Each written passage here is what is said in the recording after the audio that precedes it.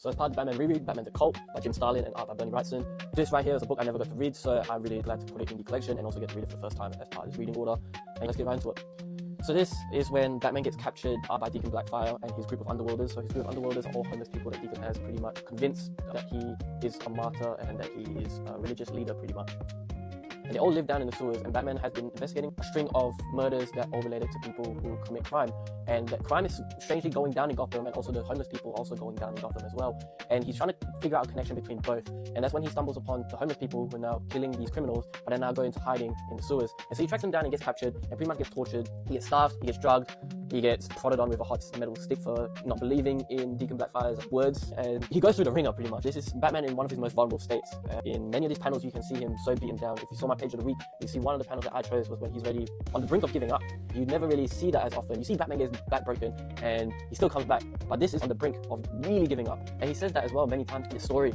And it takes Robin to come out and save him. Robin now is Jason Todd in this point of the timeline. And also with Deacon Blackfire killing the criminals, government officials and also Gotham citizens recognize that crime has gone down. However, Gotham officials don't really like the method that Deacon's going at it and speak out against him. And Deacon now is in public light. He sends his underworlders to kill the Gotham officials who speak out against him.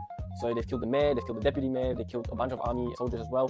They go on a murder spree, and it's such a dark and twisted storyline showing every bit of torture, death, and all the violent acts very clearly through the art. The one thing I will have to say is Bernie Wrightson does a wonderful job with art. Batman the Cult concludes when Batman leaves Gotham because pretty much Deacon Blackfire has taken over Gotham, and after killing all the Gotham officials, Batman leaves Gotham and he pretty much almost gives up on Gotham and letting Deacon take the reins. And he then works to come back after a week, lets his mind come back to its normal state, flush out the drugs, heal himself from all the torture he endured, and then he comes back stronger than ever.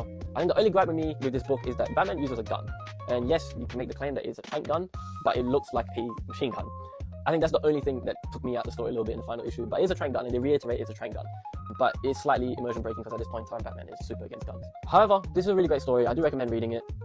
It was enjoyable. It's only 4 issues long, and it's a good Jason Todd story. He's a supporting character. He really shows up maybe around the second, third issue, and he really helps Batman throughout the time when he rescues Batman and has to escort him out of the sewers because he's fully drugged up. It gives you the perspective of Gotham citizens through the news articles. It gives you so much perspective of the Gotham citizens through the news stations and the broadcast and the street interviews that they give the citizens of Gotham and getting their thoughts on Deacon Blackfire's work around Gotham, whether they agree with it, whether they don't. And it's such a cool book to see all sides of perspectives. You see Batman's perspective, you see the Gotham officials being the mayor, Gordon, and when they introduce martial law, the army. You see Deacon Blackfire's view on how he views the world, and also the homeless and other underworlders and how they view the outside world as well. So it's a really cool book that you see all these perspectives on, and I do highly recommend reading this. And that's my review from Batman the Cult. Next up, we're going to be reading Batman Arkham Asylum, A Serious House on Serious Earth by Grant Morrison and Dave McKean.